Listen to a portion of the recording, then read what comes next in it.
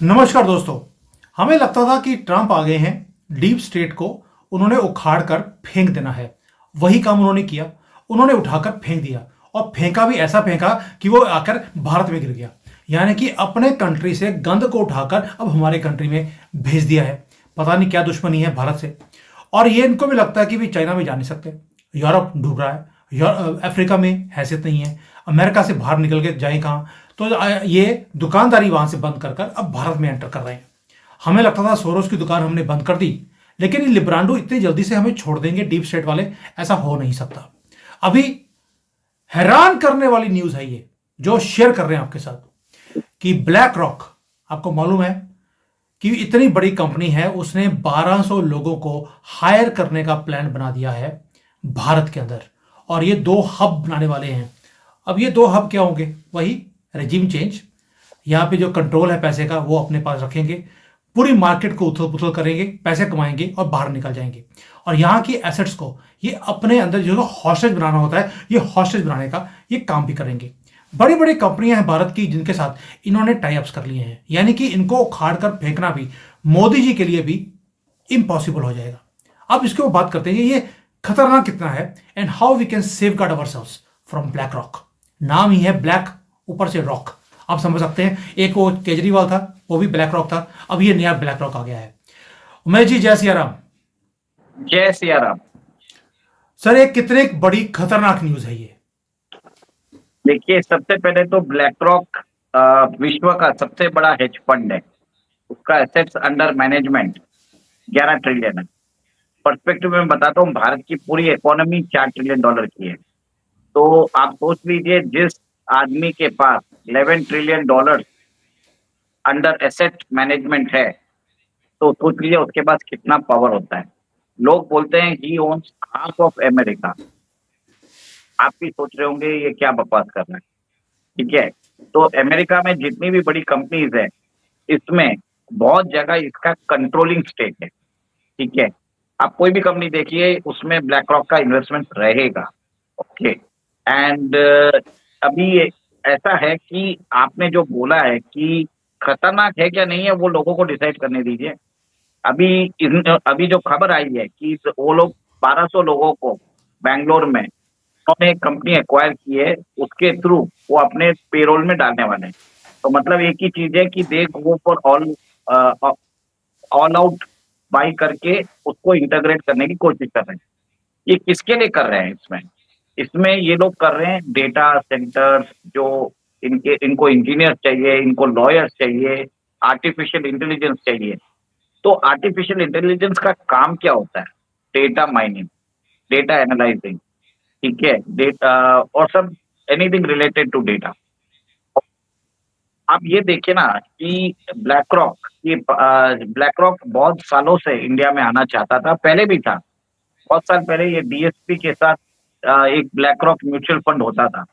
ठीक है, मेरे ख्याल से 10-11 साल पहले होता था। उसको एग्जिट करना पड़ा क्योंकि इंडियन मार्केट में कुछ नहीं कर पाया।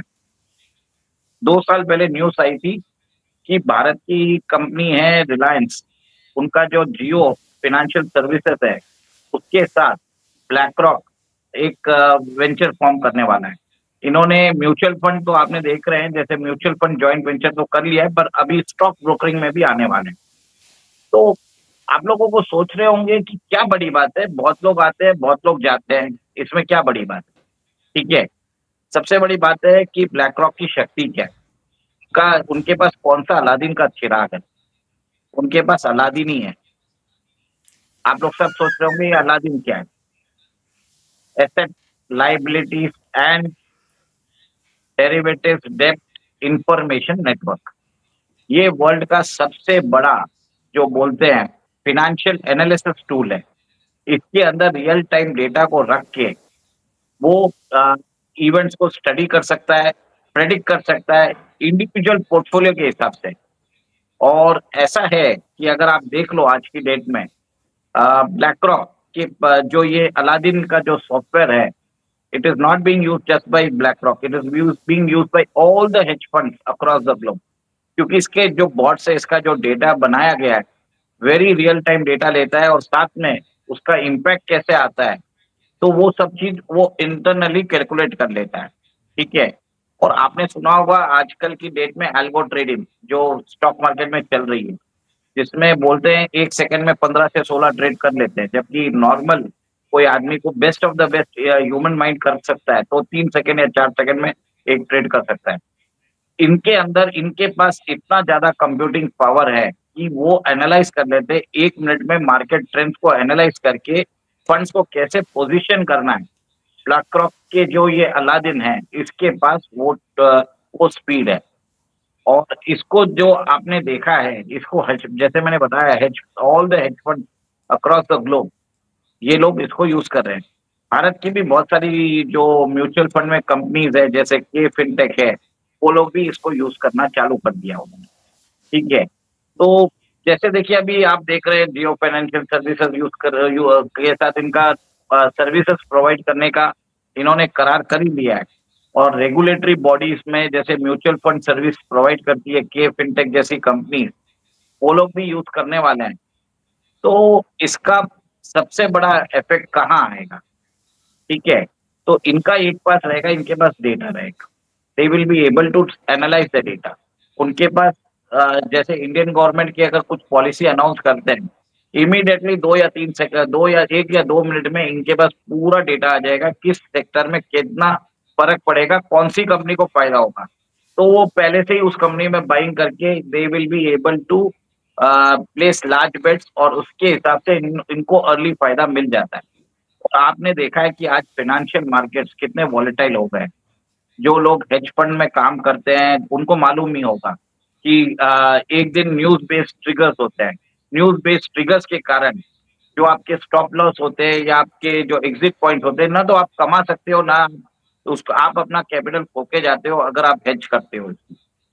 क्योंकि इनके पास डेटा है, इनको मालूम पड़ता है कि ओपन पोजीशन क्या है। तो एक तरह से ये जो इनके जो सॉफ्टवेयर है, इनको मालूम है कि कितना ऑर्डर प्लेस करने पे क्या प्राइस मूवमेंट होता है। They know everything. सर, ये तो फिर फाइनेंशियल टेररिज्म हो गया। आपको मालूम है ये BlackRock, they are also involved in regime change. उन्होंने यूक्रेन के अंदर भी देखिए, जैसे ही वहां पर युद्ध हुआ है, इन्होंने 40% यूक्रेन का जो हिस्सा है अपने नाम पे कर लिया, और वहां पर अब ये फार्मिंग करवाएंगे। यानी कि वहां पर जितनी भी फार्मिंग है वो सारा कंट्रोल ब्लैक रॉक ने वो रख लिया है। ऊपर से आपको मालूम है कि ये लड़ाइयां करवाकर ही ये उसके बाद ये फायदा उठाते हैं, बिकॉज स्टॉक मार्केट में आने से पहले इनको पता होता है कि कब लड़ाई शुरू होगी, कब यहाँ पर सिविल वॉर्स होगा, कब यहाँ पर कम्युनल राइट्स होंगे। उसका फायदा ये पहले ही उठा लेते हैं, एग्जिट कर जाते हैं। जब मार्केट नीचे गिरती है तो ये वहां पे बाइंग करना शुरू करते हैं। आपको लगता है कि पूरी दुनिया को छोड़कर अब ये भारत में फुल फ्लेज्ड तरीके से आ रहे हैं? सोरोज ने दुकान बंद करी तो ब्लैक रॉक आ गया।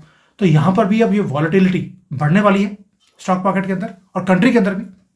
देखिए, भारत अपने आप को एक इंटरनेशनल फाइनेंस सर्विस सेंटर के रूप में एस्टेब्लिश करना चाहता है। और आपको मालूम है गुजरात में उसने वो सेंटर भी बना दिया, गिफ्ट सिटी। और यूनियन बजट में भी आप जैसे देख रहे हैं बहुत ज्यादा बेनिफिट्स दिए गए कि वहां पे अगर आप प्रॉपर्टी ओन करते हो, या आप उधर कोई अगर लीजिंग बिजनेस है, शिप लीजिंग बिजनेस है, एयरलाइन लीजिंग बिजनेस है, उसमें बहुत सारे टैक्स कंसेशन दिए हुए हैं। और आपको मालूम होगा gift city is the only place in Gujarat जहाँ पे ड्रिंक्स अलाउड है, अल्कोहल अलाउड है। पूरे गुजरात में बैन है, पर गिफ्ट सिटी में दिस इज अलाउड। तो एक तरह से भारतीय सरकार अपने रूल्स बेंड कर रही है, टेलर मेड कर रही है to attract investments through GIFT City, जिसके थ्रू भारत के अंदर जो गिफ्ट सिटी में 21 घंटे की ट्रेडिंग होती है, 5 days a week। Okay. And इसके थ्रू लार्ज बेट्स जो भारतीय कॉर्पोरेट्स अगर इंटरनेशनल फंड्स एक्सेस करना चाहते हैं तो गिफ्ट सिटी के अंदर ही कर सकते हैं। ओके। वो इंटरनेशनल फंड गिफ्ट सिटीज के थ्रू उगा सकते हैं। इंटरनेशनल फर्म्स अगर अपनी कंपनीज के लिए फंड उगाना चाहते हैं तो वो भी गिफ्ट सिटी के थ्रू कर सकते हैं। जब आप इतना बड़ा काम कर रहे हो तो डेफिनेटली ब्लैक रॉक तो आएगा ही ना। आप किस किस को रोकोगे? तो ऐसा है कि जैसे ही आपका इंटीग्रेशन होता है ग्लोबल इकोनॉमी में, तो आपका उसमें you will be definitely expose to such risk. लोग आएंगे। ठीक है। आपने बरोबर बोला है कि जिस हिसाब से अभी रिसेंट बजट भी आया है, तो गवर्नमेंट के ऊपर बहुत प्रेशर है कि वो अपनी क्रिप्टो पॉलिसीज को थोड़ा सा लूसन आउट करे, ताकि इंटरनेशनल फंड्स यहाँ पे एक तरह से लोग इंडिया के क्रिप्टो के अंदर भी माइनिंग चालू कर सके। पर इंडियन गवर्नमेंट ने क्या किया है, थोड़ा सा इसमें टैक्स के अंदर थोड़ा सा टाइटनेस कर दिया। बट इस हिसाब से जो प्रेशर बन रहा है मतलब डिफरेंट एजेंसीज का, तो कहीं ना कहीं मुझे लगता है कहीं ना कहीं क्रिप्टो के लिए भी रिलैक्सेशन आएगा। और बैकलॉग का कितना बड़ा खतरा है इंडियन मार्केट में, देखिए इसमें लोगों को समझना पड़ेगा कि जिस हिसाब से ये लोग जो प्रोडक्ट्स निकालते हैं, they will have to invest. मेरा एक ही चीज मानना है कि आप ट्रेडिशनल एसेट्स गोल्ड में इन्वेस्ट करिए, क्योंकि BlackRock is promoting crypto in a very big way. और डोनाल्ड ट्रंप के आने के बाद लैरी फ्लिंक ने बोल ही दिया कि $700,000 बिटकॉइन का दाम हो जाएगा। और ये आगे जाके इंडिया में भी क्रिप्टो का एक क्रेज बनवाने की कोशिश करेंगे। क्रिप्टो में ये बताता हूँ, बिटकॉइन जो भी है ये एक तरह से अल्फा न्यूमेरिक कोड है, कुछ नंबर्स का है। इसके अंदर एन्क्रिप्टेड फॉर्मेट में होता है, क्योंकि ये यूनिक आईडी होता है और इसको डिजिटली स्टोर किया जाता है, तो इसके ऊपर ट्रेडिंग चल रही है। ठीक है, आज कंप्यूटिंग पावर इतना है कि लोग बता रहे हैं कि 2.1 करोड़ यूनिट्स ही निकाल सकते हैं, और उसमें भी 1.9 करोड़ यूनिट्स माइन हो चुके हैं। और जैसे जैसे ये प्रोसेस एक बिटकॉइन निकलता है, तो नेक्स्ट बिटकॉइन का माइनिंग के लिए एक्सटेंसिव कंप्यूटिंग पावर चाहिए। ठीक है, तो आज आपके जो कंप्यूटर्स है वो सिर्फ 2.1 यूनिट्स ही 2.1 करोड़ यूनिट्स ही निकाल सकते हैं। कल अगर हायर कंप्यूटेशनल पावर आ जाए, और आपने देखा है कि कैसे डीप सीक ने जो यूएस का जो ओपन एआई का एल्गोरिदम है, कैसे उसको ब्रेक किया, ये चीज क्रिप्टो में भी हो सकती है। Just a computer program. Okay, आपको हायर कंप्यूटेशनल पावर चाहिए थोड़े से, और इसके अंदर थोड़ा सा सॉफ्टवेयर ट्विकिंग किया, जो अभी जो बताया जाता है इसका लिमिट 2.1 करोड़ यूनिट्स है, ये बढ़ जाएगा। और जिस दिन वो बढ़ जाएगा, क्रिप्टो ऑटोमेटिकली क्रैश हो जाएगा। तो देखिए अभी तो बबल है, बबल बन रहा है, this is the start of a bubble.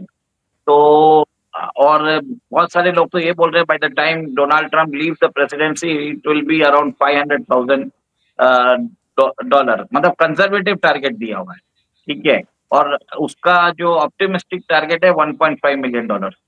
अब ये कितना सही है कितना गलत है मुझे नहीं मालूम, मैं सिर्फ ग्लोबल फिगर्स कोट कर रहा हूँ।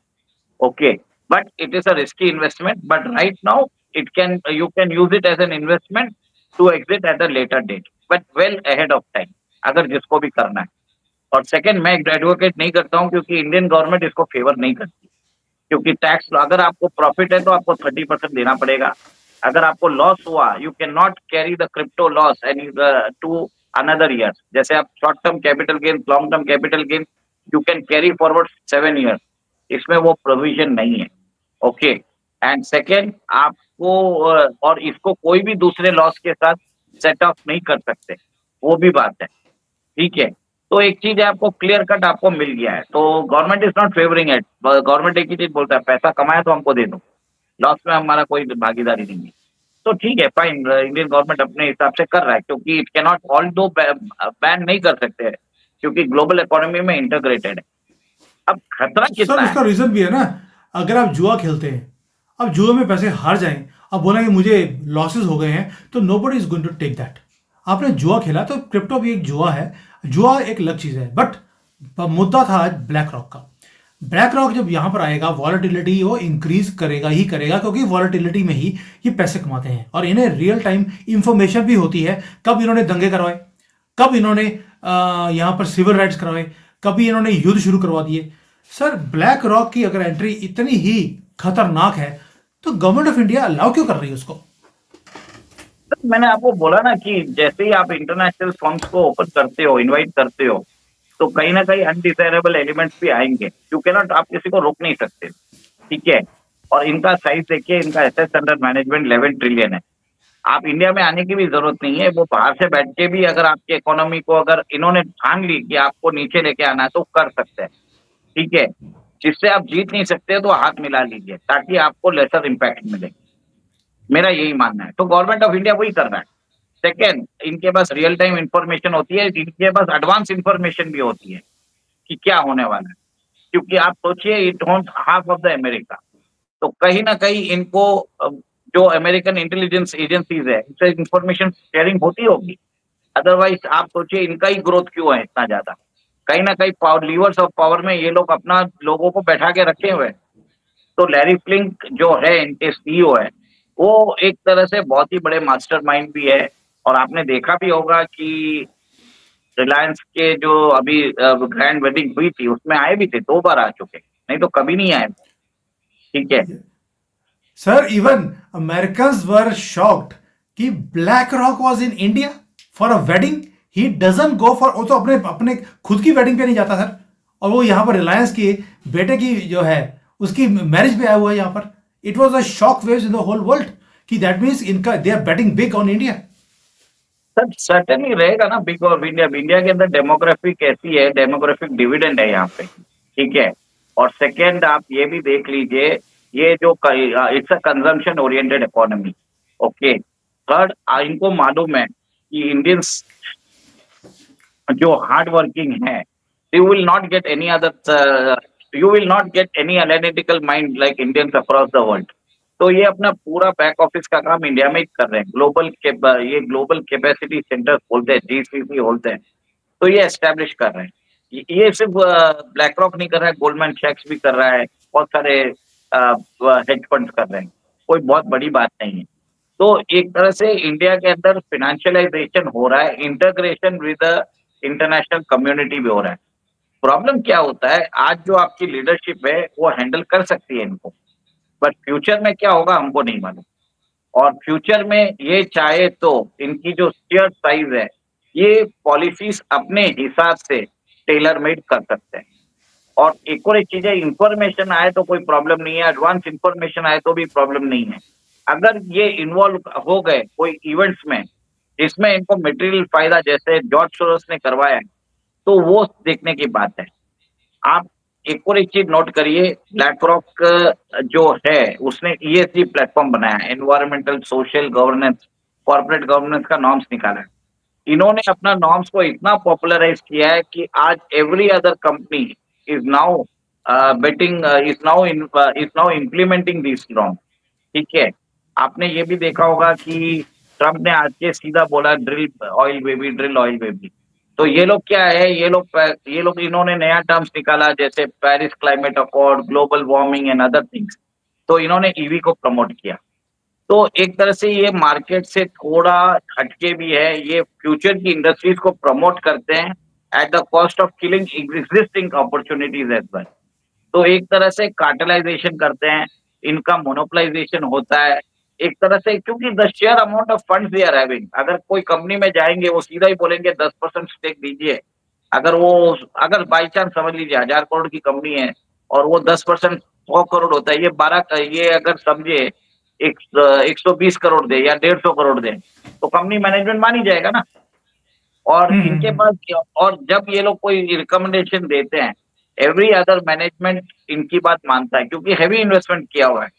अगर इनके हिसाब से आप नहीं करेंगे तो ये आपके शेयर बेच देंगे, तो आपकी वैल्यूएशन ऐसे ही डाउन हो जाएगी। और ऐसा नॉर्म हो गया कि ब्लैक रॉक हैज एग्जिटेड, तो इनको कोई दूसरा फंडिंग भी नहीं करता है। तो ऐसा प्रॉब्लम हो चुका है। तो ये एक रिस्क तो है ही। मैं ये बता रहा हूँ कितना बड़ा रिस्क है, let the people figure it out. मैं नहीं बता सकता, बट लेट पीपल, ये सिर्फ मैंने कुछ एग्जांपल्स दिए, ये तो कॉर्पोरेट सोशल गवर्नेंस में। सर, एक बात तो क्लियर है कि जो ब्लैक रॉक है वो दादागिरी किए बिना रह नहीं सकता, और सोरोस ने अपनी दादागिरी दिखाई, दुकान बंद कर कर भागना पड़ा यहां से। अभी ब्लैक रॉक भी आएगा यहां पर आकर दादागिरी करने की कोशिश करेगा, क्या वो टिक पाएगा? सर एक चीज है, सोरोस के पास $32 बिलियन थे, उसके खुद के फंड। इसके पास असेट्स अंडर मैनेजमेंट है 11 trillion dollar, 3 times the size of Indian economy. बस आप समझ जाइए, $32 बिलियन और $11 ट्रिलियन में बहुत फर्क होता है। और आई एक होता है अंडरस्टैंड। एक होता है कि दादागिरी छोड़िए, एक वर्ड दूसरा ही है इसके लिए, मैं बोलना नहीं चाहता, बट जिनको समझना है वो समझ जाएंगे। बिल्कुल सही है, दादागिरी नहीं है, ये गुंडागर्दी है। मैं चलो वर्ड यूज कर देता हूँ, गुंडागर्दी। इसकी अब फाइनेंशियल मार्केट में और देश में गुंडागर्दी होने वाली है। अब ये किसके साथ हाथ जोड़ता है ये डिपेंड करता है। मोदी जी के साथ हाथ जोड़ा तो हम समझ सकते हैं कि it will be in the favour of country. अगर राहुल गांधी के साथ हाथ जोड़ा तो कहां पर ये गेम जाएगी आप समझ सकते हैं। तो let's see black rock supports home, और उसके साथ अगली वीडियो उसके हिसाब से बनाएंगे। थैंक यू सर, जय सिया राम। जय सिया राम।